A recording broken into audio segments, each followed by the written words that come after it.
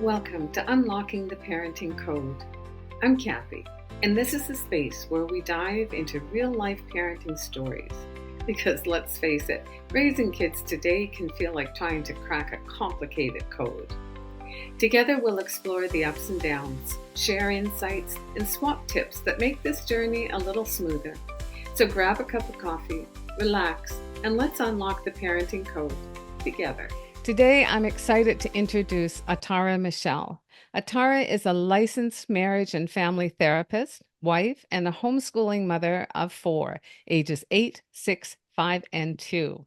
She is an integrative mental health professional and minerals and mental health coach. Atara, welcome to the show. Oh, thank you so much, Kathy. Atara, let's start with your personal parenting story and what challenges you faced, how you navigated the situation, and what you learned. It's likely that someone listening to this episode will hear something in your story that helps them along the parenting road. Mhm. I love this. So this story actually changed from the first time that we met till today. And so this is a really recent example, fresh on my heart. My eldest is, as you said, 8 years old. And we had our very first run-in was being disrespectful to another adult. And whoo, it was a doozy. Yes. Because as important as it is for me to know that my children are educated and good writers and readers, it's equally, if not more important to me that they have good character.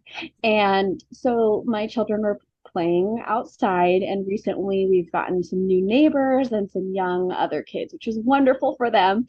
But causes some new dynamics out on the street.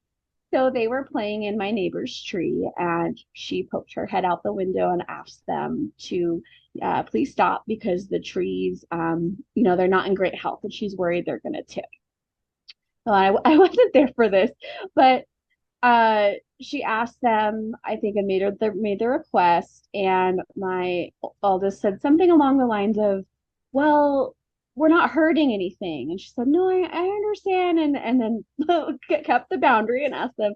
And he said under his breath, and I'm struggling to remember the exact words. It wasn't quite this intense, but it's something like, uh, you know, "Shove it, old lady." It wasn't shove it, but it was something along those lines. And by the time I came out of work, this had happened probably about an hour before this, and he was on the couch sobbing, and his dad had almost gotten him out the door to go make an apology. And I could tell he was being drugged to apologize. And so I just slowed them both down, and I sat down with my son, and we talked again about what happened. And even in sharing that, there was such shame and I think guilt there for him.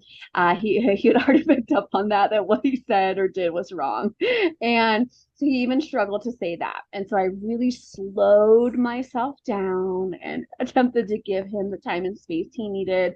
Reassured him I would always love him no matter what happens. I also could sense already that he probably had said something not great, and I gave some examples of when I myself make choices, right, that aren't ideal, and it happens. And I gave the example sometimes mommy yells, right, and it's not the best response, and really tried to bring some of that humanity to him. And then slowly but surely, we moved towards the neighbor's house. And there was a couple moments where he wanted to dash, right, and take off. And so we talked about what came up for him internally in that moment of worry or anxiety about what might happen, is what I was imagining he was anticipating. And sure enough, I checked in, and he said, "Yeah, So we went over what was the worst case scenario, how she might respond that was the worst, what was the best outcome that could possibly happen, and what was the most likely." And long story short, I got him to the door. He made his apology. I would say best case scenario happened. She was very gracious about it, and he ran off and went off with his day. Well, you handled that beautifully. Oh, thank you, Kathy. I can't say I always do, but that was a moment where I was definitely in that good parenting, all-star parenting zone. Well, I think all parents would like to have that kind of an outcome. Mm-hmm. But I think sometimes just, with all the overwhelm that we often feel, Mm-hmm. sometimes those incidents get kind of, like maybe a parent would say something to the child directly, that's not Mm-hmm. appropriate. And, we don't talk like that to adults or other people. Mm-hmm. But to go that extra step Mm-hmm. to really, hold him accountable. Like that's Mm-hmm. a really, really important because he will never forget that. And to do Mm-hmm. it in such a way that he understands why that's important, that that's how we take care of people, that's how we're Mm-hmm. respectful. Mm-hmm. Mistakes are okay, those things Mm-hmm. happen, but you have to make it better. Like you are accountable. So that's a beautiful example of something, you know, something Mm-hmm. real coming Mm-hmm. up and Mm-hmm. choosing to make a big deal out of it. Because if Yes. you had chosen not to make a big deal out of it, he wouldn't have gotten the same message. Absolutely. Absolutely. And I think too when you're saying, right, that these moments where maybe we have an all-star parenting moment and that's not all the time. I was really thinking about typically what might happen for me with having a business, homeschooling, trying to run a household. Now I have a wonderful husband who supports and all that as well. But life is pretty rushed, it Mhm. feels like most of the time. And I have recognized there are plenty of other moments where that would be rush or we would force an apology when there's not a heart change yet. And I think in that moment, for whatever reason, I was really honed in on I really need him to have that heart shift and be sincere Yeah, about what he's saying before we take that next step. absolutely. And another thing you said that like I don't even know how much you know about, the inner workings of boys, but Mm-hmm. just you said two things that really resonated. And one was um giving both your husband and your son time. Mm-hmm. Because, if it was your daughter, you might not need to give that much, time in order to be able to have the conversation. Mm-hmm. And you also picked up really clearly your son's sense of shame and Mm-hmm. embarrassment. And again, that's another thing that sometimes we don't really, click in on, that Yeah. it's different for our sons. Mm-hmm. And so for you to be able to take that emotion Mm-hmm. and be able to just let him know that you're on the same team. He made a Mm-hmm. mistake. He's being Mm-hmm. held accountable. You expect it does not happen again, but you're on the Mm-hmm. same team. You're working Yeah, together. And that's something that children really, thrive on. So, absolutely. So important. And in my work as a therapist, right, I do understand co-regulation, right? Because it's something that I do with clients and for clients on a daily basis. But you're absolutely right. And that's a beautiful reminder of how important it is to keep that in mind as we parent, that I got to be that solid foundation as he was having the anxiety, as we're taking steps, we kind of pause, I'd get down on a knee, calm him down again, right? Regulate with him, and then keep moving for that door. I'm laughing, Kathy, because it was like literally 3 or 4 stops on, 200 feet that we made. But yeah. yeah, and I just really appreciate what you said about some of the intricacies of boys because I do have that understanding for men, the work of Allison Armstrong in studying men, Yeah. but it's really helpful to hear that that also operates for younger men or boys. Actually, I had just as an aside here, when Yeah. I first read Alison Armstrong's book, the Mm-hmm. Queen's Code, when Mm-hmm. I was reading it, was like, she has all the same information that I have about boys, and she's making it into this beautiful story that's really Story. Yeah. relatable. And yes, I got a copy of that for my son. He had his wife read it. Like I think the more understanding that we have of each other, Like, I Mhm. think that's where our humanity starts to grow a bit. So anyway, Absolutely. thank you. That was a really beautiful example. And Mhm. even if we can't always respond the way that we want to all the time, those ones that are the big ones. So Mm. that was kind of like a core value, Yes. of Yes. respect. And if we can, at a minimum, hold those core values and help our children understand those, then, you know, our family life is really going to benefit from it. Absolutely. Yes. I love that. Because you're right, it reverberates out, right, Yes. into the household dynamics on a more constant or consistent basis. Yeah, everything, absolutely everything. Mhm. I wanted to ask you, I have two things in particular I want to ask you, but first I wanted to ask you, because of the complexity of everything you're doing, like you're Mhm. homeschooling, you have a business at Mhm. home, um, everything is kind of contained in your community there. Yes. What would you say is your parenting philosophy? Like, what's the guiding light that kind of helps you decide on the daily decisions you're making as a parent? Mm.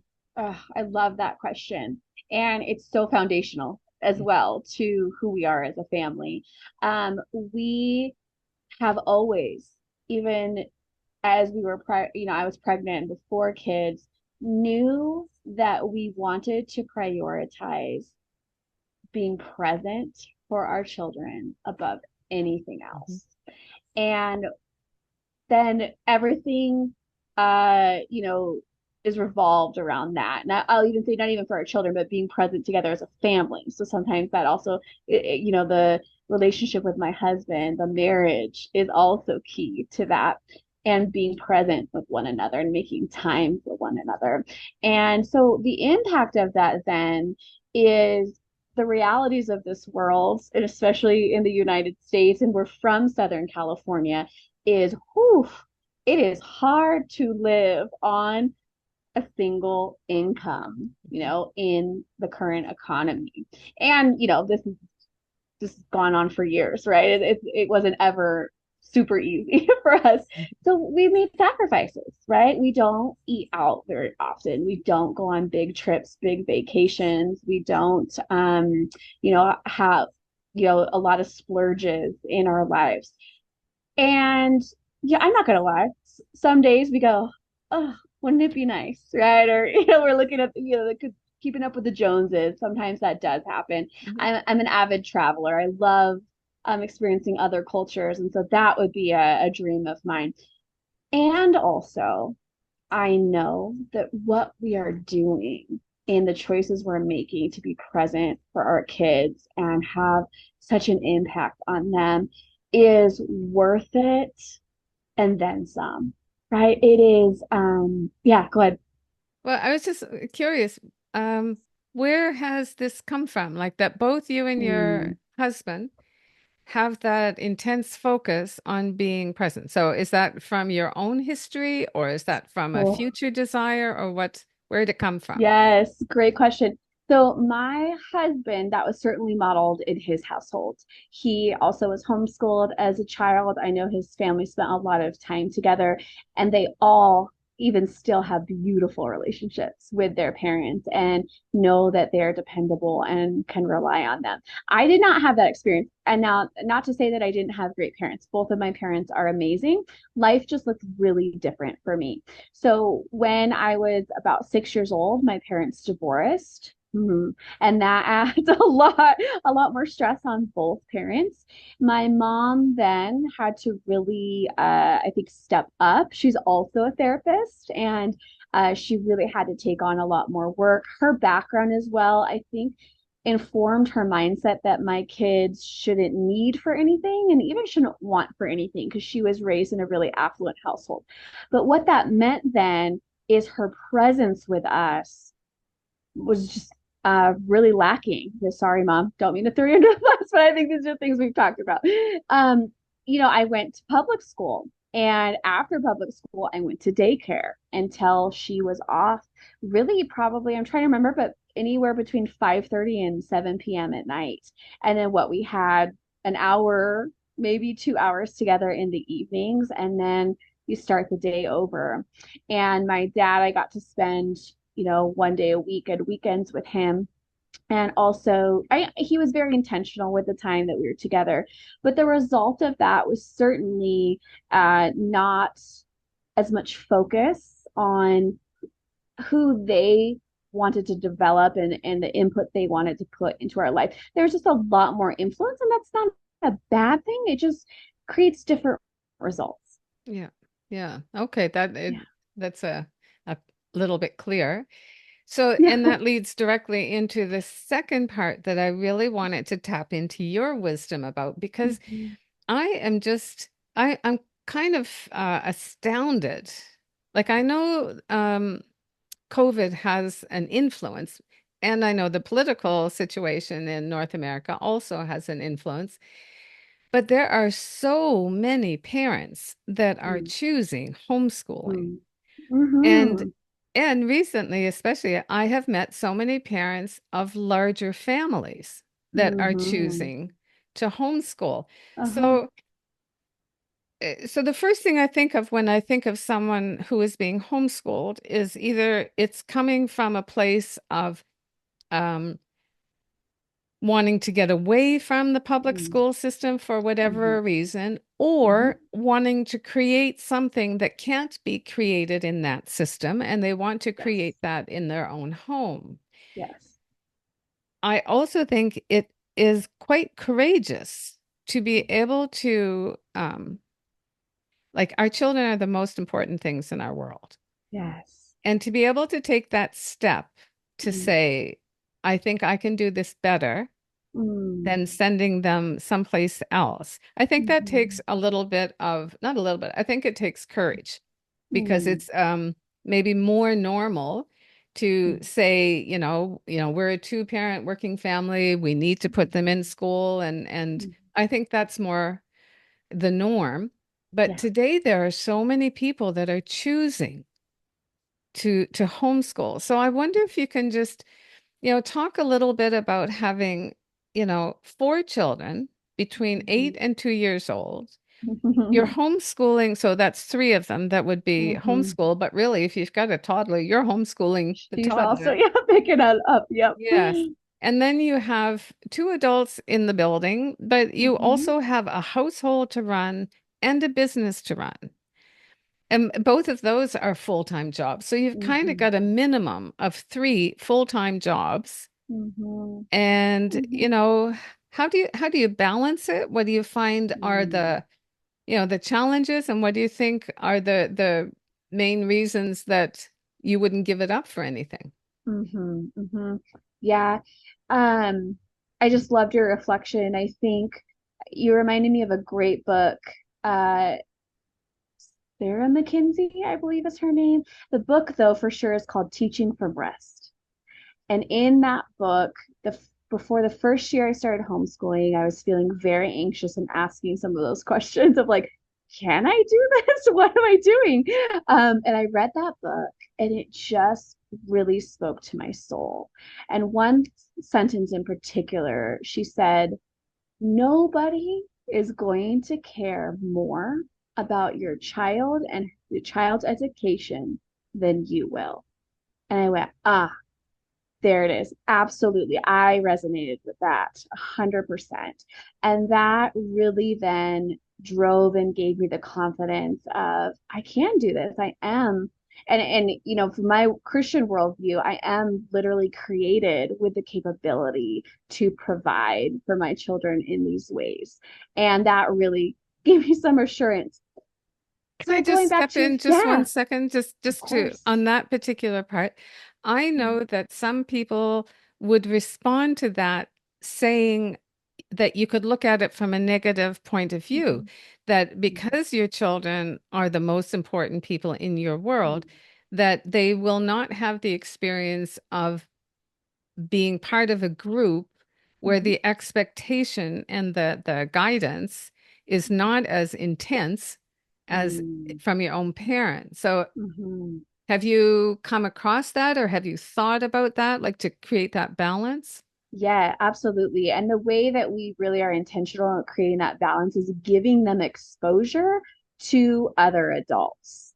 And perhaps, going back to my original story with my 8-year-old, maybe this is why this is the first experience, not till 8, that we're speaking back like that to another, another adult figure, is because there has maybe been a little bit less opportunity for that. But the ways we attend a co-op, so we have a classroom setting, we have a community there, that he gets classroom, they all get classroom exposure. And we always joke, right, about some of those things, especially for the younger ones. Like, this is the first time they've sat in a classroom, had to line up, had to share with, instead of just siblings, classmates, all these skills. Can you So, explain a little bit about a co-op? I oh, don't under like yes. when I think of homeschooling, I think they're at home the whole time. But can you explain about a I homeschooling love co-op? that question. Yes. So we are absolutely at home most of the time.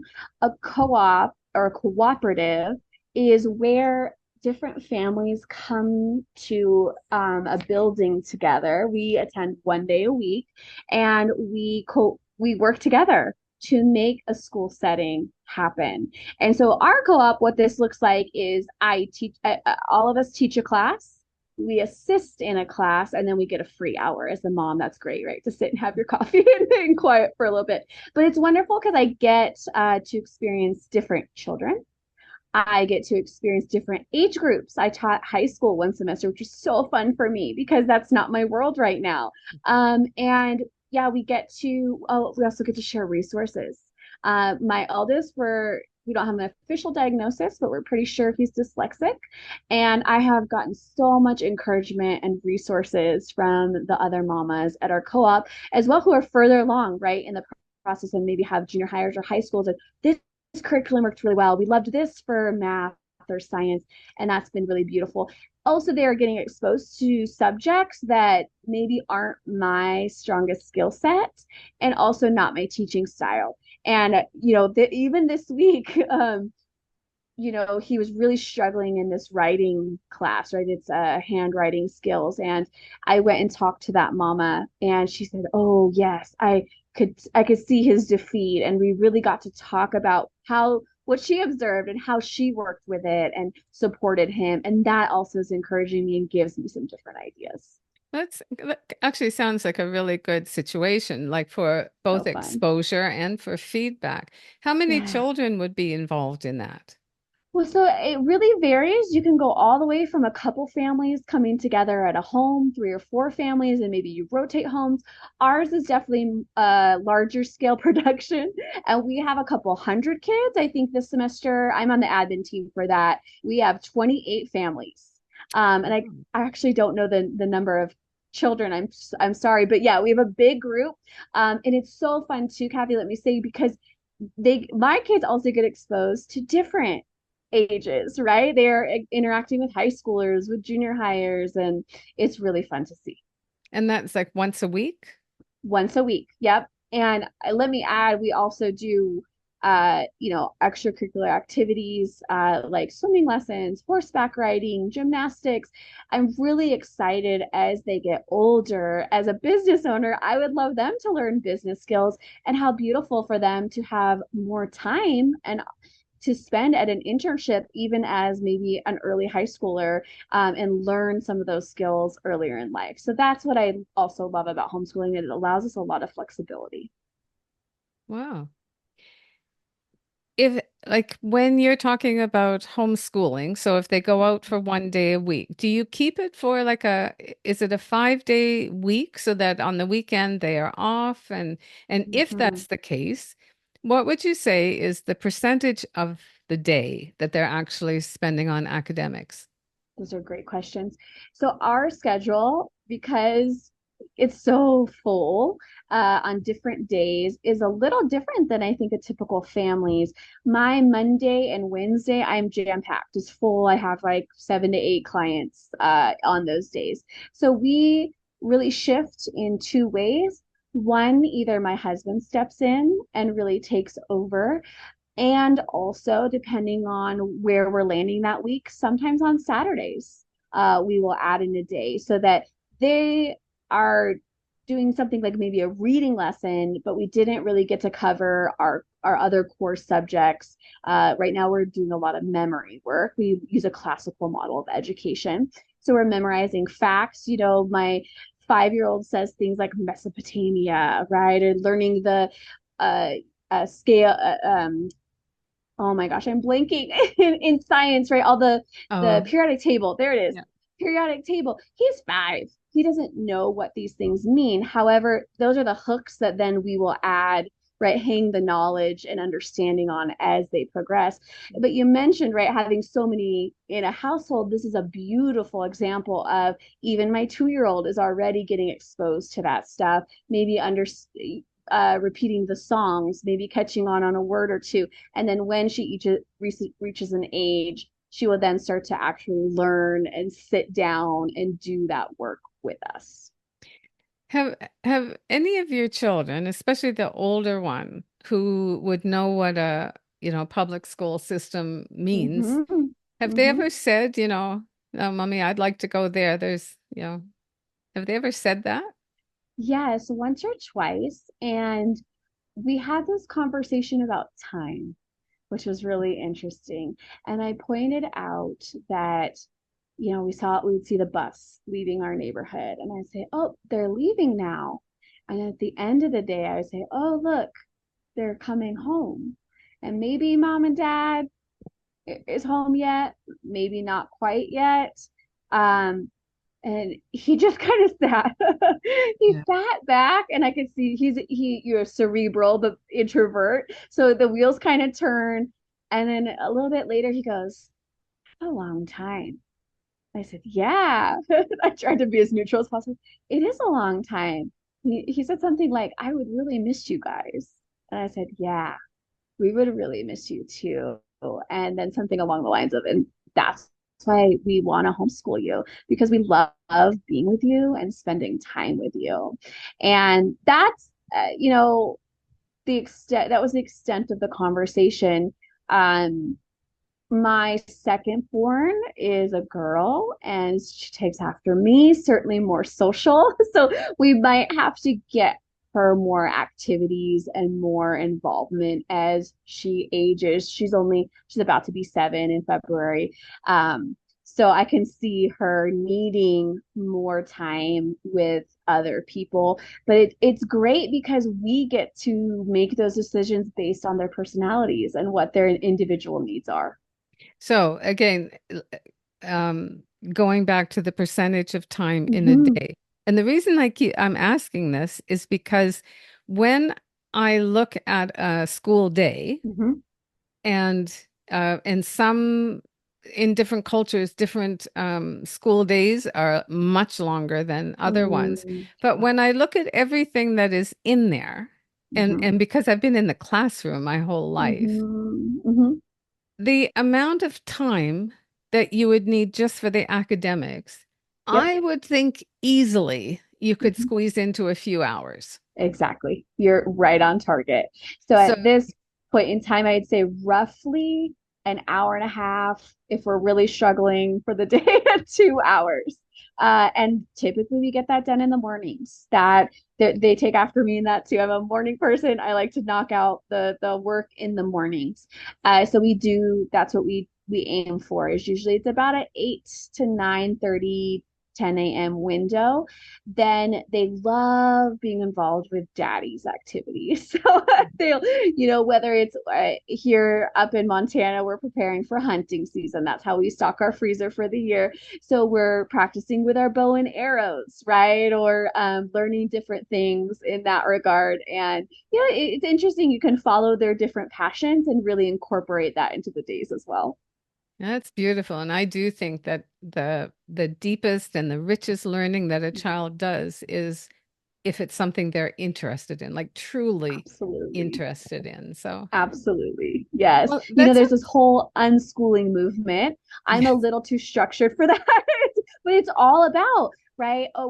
What question do we have today? What are we interested in? Let's Yeah. look it up. Let's find a book on it. Let's explore that. Personally, I need a little more structure, but I have an absolute appreciation because that's what it's grounded in, is what is my child drawn to and what are their interests?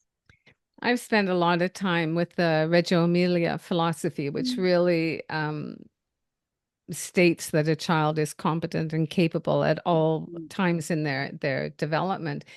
And absolutely. we often used projects as a way to cover the curriculum. Like when you're in a Mhm, institution, you have to cover the curriculum. But how mhm, you do it, especially in an international school, is sometimes it's more flexible. And mhm, it was interesting to be able to like tune in to be observant enough as a teacher to mhm, see what, okay, oh, there's three little boys over there that are really into taking that thing apart. mhm, How could mhm. we use that interest Yes, to get more of the standards in for art and math and science and yeah. writing? So just it's kind of when you can tap into whatever they're passionate about, the learning Mhm. goes far beyond anything that you would have gotten out of a standardized curriculum. Yes, So it's a absolutely. pretty interesting hmm, I love it. And I love Yeah. that children have the opportunity to learn more about the real world. Mhm. I find so many times in the modern world, our children are becoming very competent with things like technology, Mhm. things that are a little more materialistically Mhm. geared. But they don't know how to, start a campfire or peel a potato or milk the cow if you Mhm. got, like they don't know some of the life skills that would just open up and broaden their view of the world. So I think it's Yeah. nice that you can have a balance with A those balance of things. those. Yes, you're making me chuckle, Kathy, because to talk about my eldest again, we were struggling with reading and writing, and another family member brought to my attention and made kind of a comparison to some cousins, and it really deflated my heart. It was hard to hear. It did light a fire as well, which was good, but when I heard that, my husband's response was, well, could they survive in the woods? Could that cousin survive in the woods for whatever amount of days? Because that's really what his involvement is and what he's passionate about teaching is survival, starting fires, Yeah. tracking, like these kinds of things. So absolutely, I love what you said. Yeah, we had somebody in our extended family who never finished middle school. And Ah, he was one of the smartest men I've mm, ever met. Like he wow. and intelligent. Like school Hmm. just wasn't his thing. He Hmm. didn't survive school. Yes. Okay. I would like to know what parenting challenge you are still working on overcoming now. Mm, so many. So many. Um, I'm going to say for my two boys, and the 2-year-old is we'll see, right? My daughter is very much like me, similar personality, loves absorbing information, reading, right? Exploring like a little sponge. And someone called me that when I was a child. So I see that in her. My boys I was chuckling when you were talking about taking things apart because yes, my 5-year-old is all completely all boy, and yeah, is really into destruction and destroying, and I know that's it, to understand, but it's frustrating as a parent. I just bought that, you broke it, right? So I think not shaping my children into who I want them to be, but honing in to who they are and their own unique sets of gifts and skills. Because I really do fight this, well, my way is the best way. And you're talking about education, right? Well, I'm highly educated, I have a master's degree. I really value that. That's gotten me far in my life and provided the values that I have, flexibility and freedom. So it this internal struggle of, well, you should do that too, and you should achieve that too, versus who are you, and what do you need, and long term, what is your vision and values, and how can I support you getting those versus focusing on mine? I think it's interesting that you pointed out that it's your two boys that Mm-hmm. is the challenge for you. And I think for Mm-hmm. most moms. Mhm. That's the most difficult thing because Mm. we haven't learned. Um, it's not it's not something that everyone is talking about, the Yes. differences in a positive way Yes. between males and females. And so it's really hard to expect a woman to be able to deeply understand the gender differences if that's not been part of her world. You parent from your heart and from what is Right. your history and from what is your, educational tilt on things. So, um, to be aware of that situation, I think is really the first biggest step. That Okay. awareness is that will make all the difference for your boys as well as your girls, but especially your Yeah. boys. Yeah. And I want to thank you because I think even in this conversation, I realize that the reading and understanding of what I've done to understand my spouse, my husband, is really applicable, right? As well to my boys and to how to Absolutely. enter and engage in. Yeah, I was like, why have I never thought of that? That's what I said when you mentioned Allison. That Yes. for me it was the opposite. It was like I knew the side of it from the children. It was Mm-hmm. like, well, that Mm-hmm. works for the adult For males them too. too. Yes. And I Yeah. thought, whoa, this is kind of really big stuff. But yes, Yes. it's exactly the same thing, but a little bit developmentally different. Right. But yes, that's a good starting point to go from that point and then start learning more Yeah. going developmentally a little bit younger. Yes, absolutely. So yeah, I'm definitely gonna pick up your book and someone recommended, I think it's called The Dyslexic Brain. And I think, yeah, understanding some of those intricacies of just again, like you're saying, it's not bad or wrong. It's just different. It's a Yeah, different way of being in the world that yeah, can be just as beautiful and even better if we can understand it. yeah. Well, good for you. Like I said, it's the awareness and getting as much knowledge as you can. Okay, Hmm. one more because of the your lifestyle and everything. Yeah, sure. Overwhelm and Mm. parent guilt, like those are the things that really, Oh, especially moms, seem to hmm. struggle with. I don't know Hmm. any mom that doesn't say something about parent guilt and Hmm. overwhelm. So, how do you Absolutely. stay grounded when you're having really tough parenting moments? Yes. So, in my early training as a therapist, I learned and I was trained in PCIT, which stands for Parent Child Interaction Therapy. And in this model, it's play therapy. And why do we do play therapy? Because we're engaging and entering into the language of the child. And all day long, we ask children to come into adult worlds, right? And we give them commands or we ask them questions, and we're drawing them into our world, our language. And so, switching my modes into their world, their language, really helps on two levels actually. One, it helps my connection with them, and that helps stave the guilt away because Mhm. I'm spending quality time with each of them one on one, 5 minutes, right? 5 minutes a day in whatever they want to do, right? For the littles, it's play Legos with me, mom, right? My daughter, my 2-year-old today wanted she had a little tea cup and she didn't say tea party or teacup, but that's what we did, right? To put it in adult language. And my other two, it's a little bit different activities. Maybe it's a craft or constructing something with my oldest, but I make a conscious effort to do 5 to 10 minutes a day entering into what is important to them. And then I know in my heart, okay, right? I connected, I gave my time and energy. So if I don't have as much literal time, it's okay because we've got some really good quality interactions. And then what was the second part that you mentioned? Well, I Guilt think, and like, I understand your response in connection with your children, like mm-hmm, regulating and grounding with your children.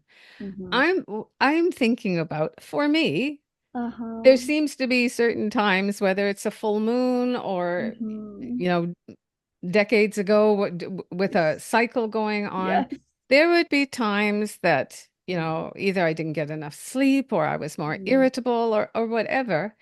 And I didn't have a way to express it at that time because my Hmm. world was very, very busy. And for me personally, it was bath time. When Mm-hmm. I got into the bath myself, Hmm. like that would be the time either I would be able to do some breathing and relax, or I'd have a good cry. But Hmm. that was the time that helped me come back in Yes. and be able to be the mom that I wanted to be again. So that's Hmm. kind of what I mean. Like, what do you do Yes, for for you? myself. Yeah, yeah, yeah. So my two would be one time in nature. Yeah. So this really calms the nervous system and helps reset. Typically that's for me a walk, but even, yesterday I went out. I don't remember what. So everyone was swirling in the kitchen. I was running late for my first session. You know how it goes. And I said, I yelled, I'm gonna go ground, right? And I walked out the front door and I just stood in the grass, looked at our beautiful view and the mountains, soaked in that morning sunshine. Yeah. That's one thing that I try to do on a regular basis. And the second is I actually have three things now I'm thinking about it. Um, Laughter. And I love when I have overwhelm, a really stressful week or two, to include laughter in whatever interaction I can. Sometimes it's watching something funny. Sometimes we have these little dad jokes cards, right, that we keep at the table. And if I'm having a tough, we go, let's break out the dad jokes, and we all read them together. And then the last thing I'll say is actually minerals. You mentioned minerals at the very beginning, and that has been huge in my parenting. It took me from and anxious, overwhelmed, that often manifested as rage with young kids, which was not fun and very foreign to me. I had never been an angry person, and I was just yelling, and everything would set me off. Minerals helped my physical body and my mental health. Minerals are protective. So, getting your mineral stores, magnesium, potassium, calcium, sodium are the essential four. And that's what I do with my clients, is getting those back in copious amounts into our bodies then helps our nervous system to stay more regulated. So when people ask, how do you do it all? So, in making sure I have balance, and also making sure my minerals are in excellent shape. So it's kind of it's funny. It ties in really well to, understanding about raising boys because Mm-hmm. it's the awareness. So Mm-hmm. almost anything that we are searching to make the world better and our Mm-hmm. world better has to Mm-hmm. start with us being aware that Amen. something is missing Mm-hmm. and then doing the search to become more knowledgeable and incorporating new things. So very Absolutely. interesting. Yes. Well All said. right. I would like you to define what, in your mind, would be a successful parent. Oof. Wow, wow, that's a great question. A successful parent. Oh, so let's bring that word self-aware back in, right? As a successful parent is first of all self-aware, because self-awareness allows us to understand our triggers, why we might be responding to something or something might feel like a bigger deal. And then I'm going to also say is in tune and is attuned to themselves, to their partner, but also to their children. Mhm. And through that, then we can have balance of this inner world and then how we're interacting with our outer world or our family life. Beautiful answer. Thank you. Thank you. Yeah. All right. So I have the final two questions for you. Okay. And the first one is just for fun. So, what would the title be for a movie about your family life up to this point? And then what would be a short synopsis of the movie? Okay. Well, so our first three children, Kathy, were each born 18 months apart. Wow. Yes. So I'm going to say our title for our movie is Fast and Furious, the Family Edition. Oh, I Because, love that. oh yeah, life, especially for about 5 or 6 years there, constantly felt like a whirlwind, constantly felt like survival mode, and oh, Fast and Furious. Uh, the synopsis, would be, a family that is uh you know, whirlwinding through life, however, intentionally, right? It Mm. feels fast and it feels like things move fast. And at any time we can, we're trying to be intentional about what we're doing in our household. Wow. Sounds like a good movie. Could be a You would watch it, blockbuster. huh? Okay. Yes. I I would think watch we're it. relatable for sure I for many. yes, I do. Yes. All right. So the final question is picture yourself further down the road, and one of Mm, your children, for the first time, is becoming a mm, parent themselves. mm, What wisdom would you share with that child as they're starting their own family? mm. Wow. Yeah, beautiful question. I would first want to instill confidence. I remember holding my firstborn and saying, "Whoa, what are we doing? Do I know what I'm doing? Do I have what it takes to be an effective parent and raise amazing humans?" And so I would really want to ensure that my child knew when they have their child, you you have this, you're created for this. And again, to go back to my world belief, we all have deficiencies as human beings. However, I rest in the reassurance that God will fill in the rest. And that is constantly what I pray for of, hey, Lord Jesus, please, where I'm failing, would you just come in and help, right? And create what is needed in this situation. But I would definitely want them to know that they are capable, and especially capable because they have a foundation in Christ. Um, uh, I was reminded when you were saying, I loved your response that about competency. Mhm. And I actually haven't heard that from anyone else, but as soon as you said it, I had this memory of Mhm. the first time being at home by myself. My husband went back to work. I Yeah. was by myself trying to bathe the baby in the kitchen sink, and the baby started crying.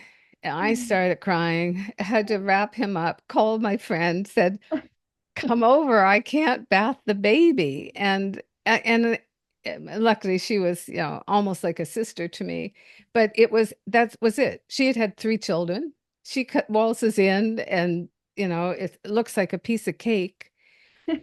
But until, she said, "You've got this. It Yeah, just takes a little bit of time, a little bit of yeah, practice. You got this." And knowing that there was always someone I could scream out and say, "Help." And absolutely. that was a beautiful thing to know as a new parent. Mm, So absolutely. good for, I'm really happy that you brought that up because I don't think we end up talking about that as much Right? as, maybe we Yeah. should. Yes, yeah. I love that you hit on tribe too. Mhm. I'm doing a parenting workshop at the end of September with a group, and my specific talking point is tribe and reaching out to your tribe. And yes, sometimes you just need another voice to say, "You're doing great. You got this." And also here's a little tip or trick that I learned with a slippery baby, right? And also you're doing amazing and it will come. Yeah, I do agree completely that um, the whole concept sometimes that we have of, stiff upper lip and, Right. prove that you can do it alone just really does harm. And there's no Absolutely. need for it. And the more that we have that tribe or that village, Mhm. Mhm. the better it's going to be for everybody involved. So, yes, I think it's important for people to Mhm. connect with people who can give them the support that they need. Mhm. Yes. Absolutely. Well, I'm mindful of your time. And so I would like to thank you for being here and for sharing so much wisdom, Mm. and especially in the world of homeschooling, because it Mhm. seems to be a topic that many people, are in the midst of exploring. Okay, Mhm. before I go, I do have one more Yeah. Oh, question that please. I'd really Yeah. like for my own information, because another area, like I said, discipline, or maybe I didn't, but misbehavior discipline is one Mm. of the main areas of concern that many people have when they're raising young Mhm. children. Mhm. Currently, what many parents are frustrated and concerned, almost fearful of, is this new world of technology and Mm. children. And Mhm. there's pressure for, young children to have their own phones, to have their own Mhm. iPads and all this.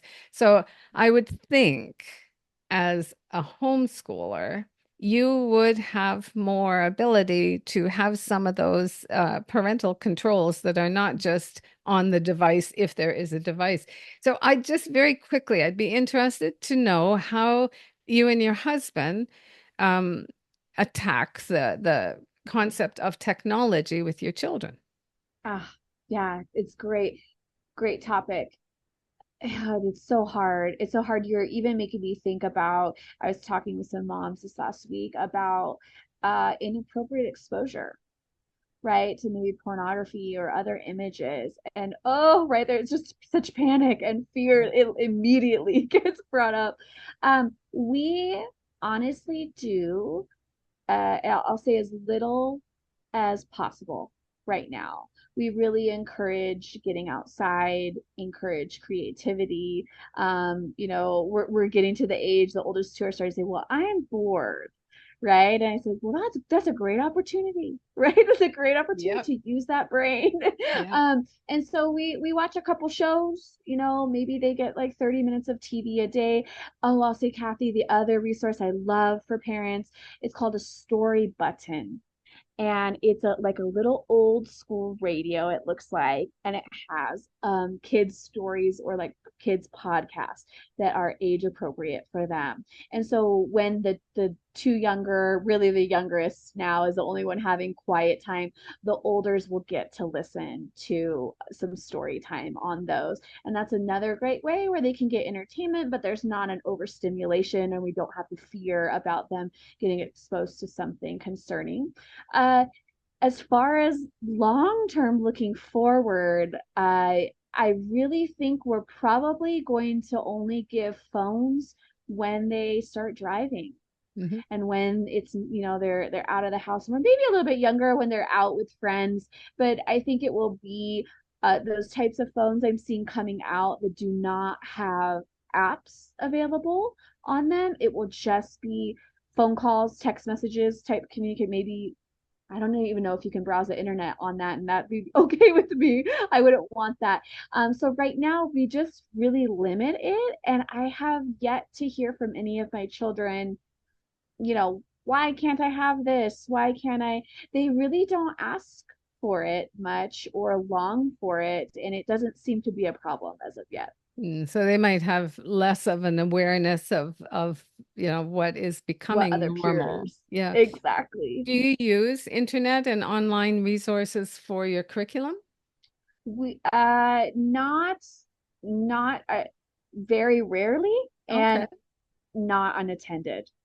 Yeah, So if one of them, yeah, is yeah, on something like that, it's a laptop at together. the kitchen table. Exactly. So we Yeah, can have eyes. But I can't even actually, now I'm thinking about it, I can't think of one time where, they've even been on it and we haven't presently been there with them.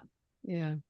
It's a different world that children Hmm. are growing up in, and there are so many pluses Hmm. um, that when it is supervised and Hmm. guided, it can Hmm. be like it can open Great up resource. worlds to Yeah. them and great resources. Yes, it's Yeah. the unattended or unsupervised or unregulated um, use that can just inadvertently cause trauma. I think I would Absolutely. say trauma. Yes. Yep. Yep, you're absolutely right. And I definitely have read, and we operate this way in our household, that we are going to have those conversations first.